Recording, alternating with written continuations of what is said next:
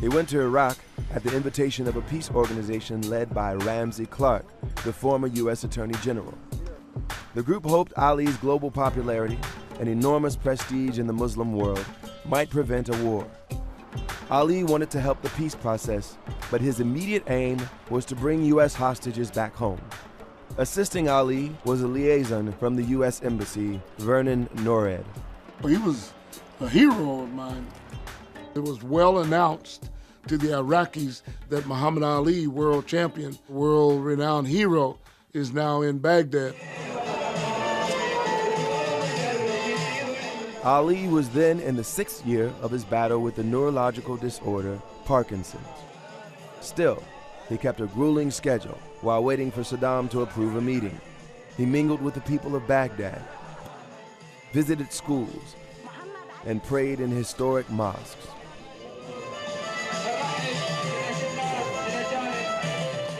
Ali had a special magnetism. The Iraqis would ask him for autographs, want to stand and talk to him. Ali never, ever turned anybody down. And he granted every meeting requested by Iraqi officials. We hope and pray that it's not a war. With the little thought and for the fame that I have, showing the real side of the man. After a week, with no word from Saddam, Ali had a crisis of his own.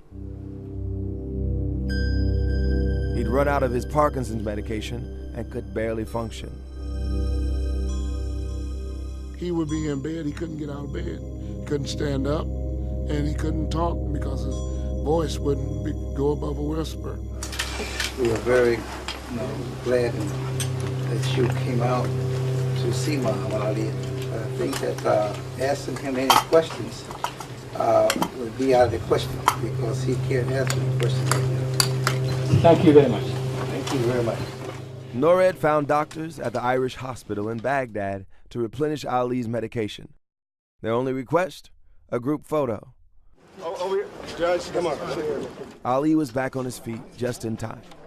The next day, he was brought aware that he was going to be given an audience and to prepare himself to come to the embassy to see Saddam.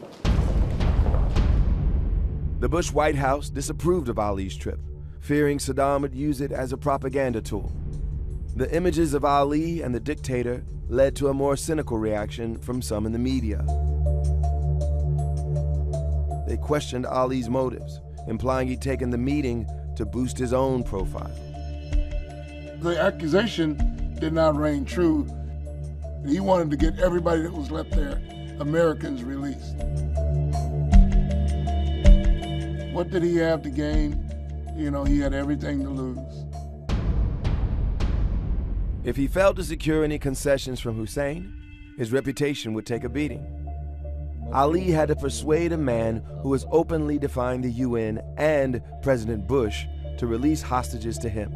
He'd also have to listen, diplomatically, as Saddam praised himself for his treatment of the hostages. Some of them wanted a certain list of video films, and we succeeded in providing all those films. Not all Iraqi homes have video recorders. Isn't this hospitality? Ali assured Hussein he'd bring back to the U.S. an honest account of his visit to Iraq. I'm not going to let Hajj Muhammad Ali go back to the United States without having a number of the American citizens here accompanying him.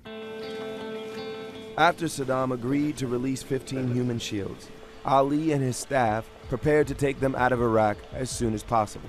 It'd be nice to have the detainees come over this evening. That don't mean nothing. That don't mean nothing. That don't mean nothing.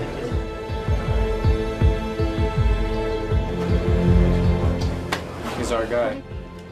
You know, I thanked him, and he said, go home, be with my family. You know, I spoke to him very briefly, but what a great guy. Champ, all I can say is that there is no way in the world that I can adequately thank you. Thank God. God works through people. It's not me. Well, I know, but it's, you literally saved my life.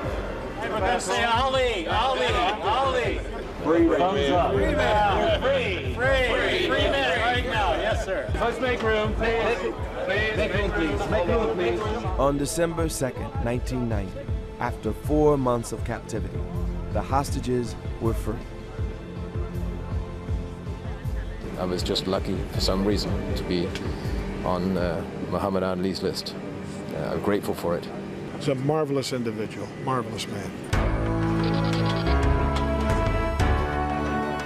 We waited at JFK to see if he really came. You know, you just really believed at the last minute when you stepped off the plane. Muhammad Ali came out first and then the hostages came out. It was a great moment.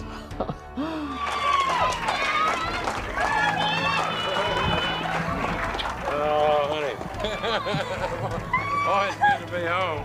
Unless Muhammad Ali came to Iraq and negotiated with Saddam Hussein, I wouldn't be out of there, I guarantee you.